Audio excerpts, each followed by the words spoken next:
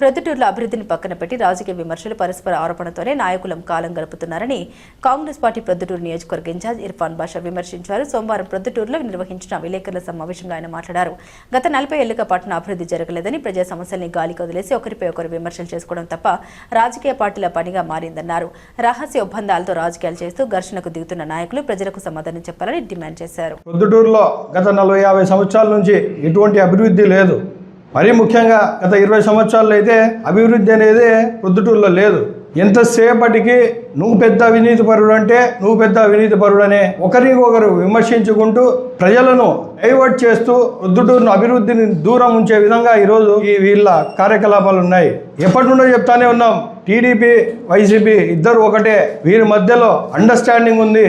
వీరేం చేసినా ఒక అవగాహనతో చేస్తారు, ఒక అండర్స్టాండింగ్తో చేస్తారు. వీళ్లకు ఒక రహస్య ఒప్పందాలు ఉన్నాయని చెప్పి పదే పదే ప్రజలు కూడా విశ్వసిస్తూ ఉన్నారు. ఈ క్రమంలో వీళ్ళ మాటలు ఎవరు నమ్మట్లేదని చెప్పేసి ఉద్దేశంతో ఈరోజు ఒక అడుగు ముందుకేసి ఘర్షణలకు దిగుతూ ఉన్నారు. ఇన్ని రోజులు ప్రెస్ మీట్లకు పెట్టి విమర్శలు, ప్రతి విమర్శలు, దాడులు, వ్యక్తిగత ఆరోపణలు చేసుకుంటూ నువ్వెంత తిన్నావంటే నువ్వెంత తిన్నావని చెప్పి ఈ విధంగా విమర్శించుకుంటూ ఒక ఆయనేమో నేను మా బామర్ది మంచోళ్ళు అంటారు, ఇంకొక ఆయనేమో నేను నా కొడుకు మంచోళ్ళు అంటారు, నీతి నిజాయితీలు అంటారు. కానీ ప్రొద్దుటూరు జరిగింది ఏంటి? ప్రొద్దుటూరు అభివృద్ధి ఏం జరుగుతూ ఉంది? వీళ్ళు సమాధానం ఇవ్వాలా. పెద్ద ఆయన ఎట్లా తయారంటే నా కొడుకు నాకంటే నీతిపరుడు అంటాడు, ఆయన కొడుకేమో మా నాయన చాలా నీతిపరుడు అని ఒకరికొకరు కితాబు ఇచ్చుకుంటూ ఉంటారు. బహుశా వీళ్ళకు నోబెల్ అవార్డు ఇప్పియాలా వీళ్ళిద్దరికి.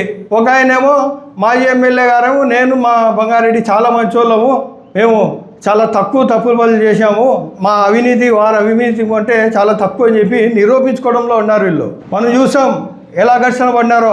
ఎందుకు ఇదంతా అంటే ప్రజలకు మభ్య పెట్టడానికి. వీళ్ళు ఏ రోజు అభివృద్ధి గురించి మాట్లాడుంటే లేదు, ఎందుకంటే వీళ్ళు గెలిస్తే మళ్ళీ అభివృద్ధి పనులు చేయాలి కదా, అందుకనే దానిల గురించి మాట్లాడరు.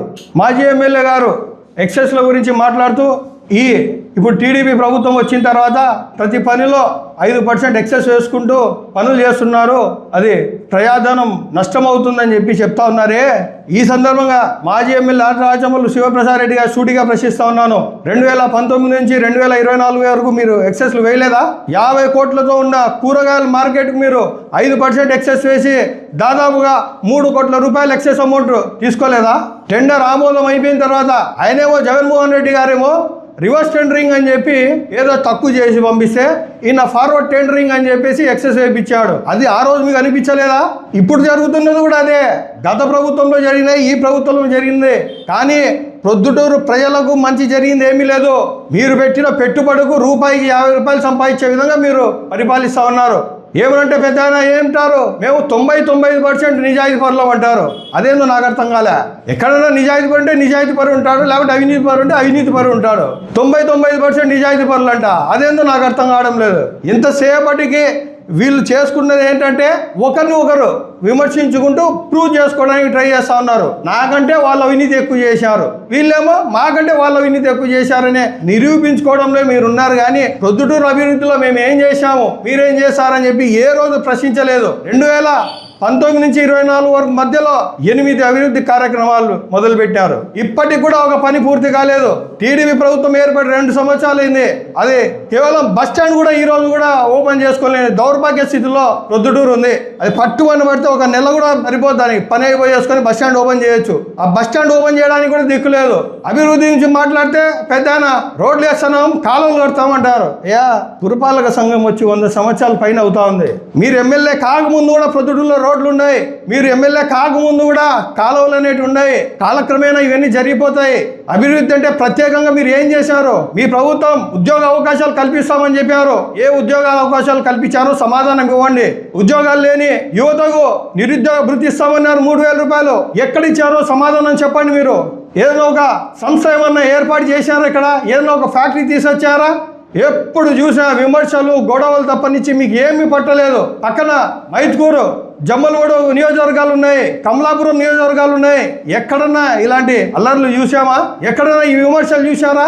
అక్కడ ఎమ్మెల్యేలు ఉన్నారు, మాజీ ఎమ్మెల్యేలు. సుధీర్ రెడ్డి గారు కానీ, ఆయన పెద్ద ఆయన రఘురామరెడ్డి గారు కానీ, కమలాపురం మాజీ ఎమ్మెల్యే గారు కానీ ఇంతమంది ఉన్నారు. కేవలం ప్రొద్దుటూరులోనే ఎందుకు?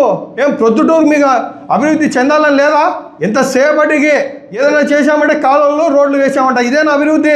అభివృద్ధి అంటే కాలేజీలు రావాలా, యూనివర్సిటీలు రావాలా, ఏదైనా ఫ్యాక్టరీలు రావాలా, అప్పుడు ఉద్యోగ అవకాశాలు కలిగిస్తారు. అంతేగాని కాలువలు వేసాం, రోడ్లు వేసామంటే సరిపోదు.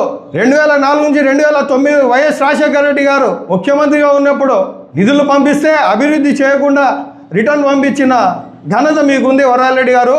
కేవలం అభివృద్ధి అంటే రోడ్లు కాలువలే కాదు, అంతకు మించి కూడా ఉంది అభివృద్ధి అంటే. అలాగే రాజమౌళి ప్రసాద్ రెడ్డి గారు మాట్లాడతా ఈ ప్రభుత్వంలోనే దాడులు జరుగుతున్నాయి, ఎప్పుడు జరగనట్టు మాట్లాడతాడు ఆయన. గతంలో ఎన్ని దాడులు జరిగినాయో చూపించాలా. చూడండి, ఏం మున్సిపల్ కౌన్సిల్లో నా మీద దాడి జరగలేదా? ప్రవీణ్ కుమార్ రెడ్డి గారి ఇంటి మీద దాడి చేపించలేదా? శేఖర్ యాదవ్ మీరు దాడి జరగలేదా? నందం సుబ్బయ్యను చంపేయలేదా? మర్డర్ కావట్లేదా మంచి? మీరేమంటారు? ఇలాంటి గొడవల్లో బంగారెడ్డి చనిపోయినా, కొండారెడ్డి చనిపోయినా నాకు అంతే బాధ ఉంటుందని చెప్పి మీరు చెప్తా ఉన్నారే. ఆ రోజు నందం సుబ్బయ్య చెప్పినప్పుడు, నందం సుబ్బయ్య చనిపోయినప్పుడు మీరు ఆ రోజు బాధపడినారా?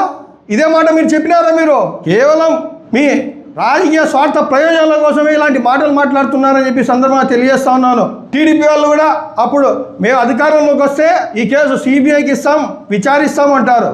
2 సంవత్సరాలు అయింది, ఇంతవరకు విచారించలేదే. అంటే నందం సుబ్బయ్య ప్రాణం కాదా? ఎందుకంత లోపు?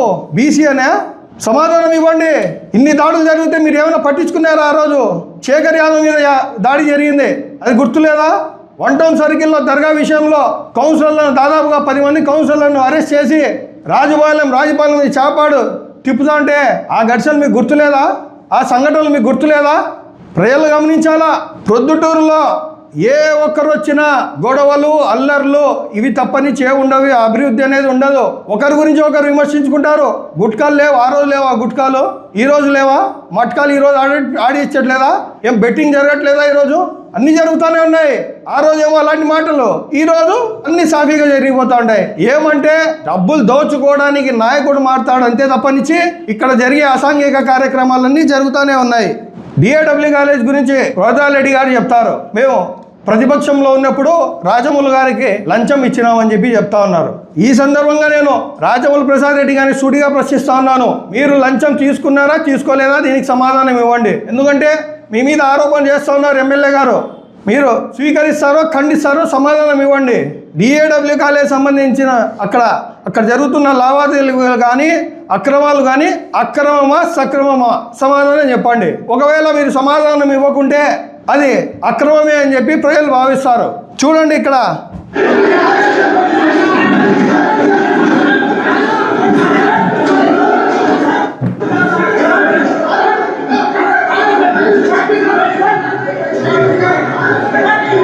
ఇది మున్సిపల్ ఆఫీస్లో నాపై జరిగిన దాడి విజువల్స్ ఇవి. గోపవరం ఉప సర్పంచ్ ఎన్నికలప్పుడు జరిగిన సంఘటన ఇది.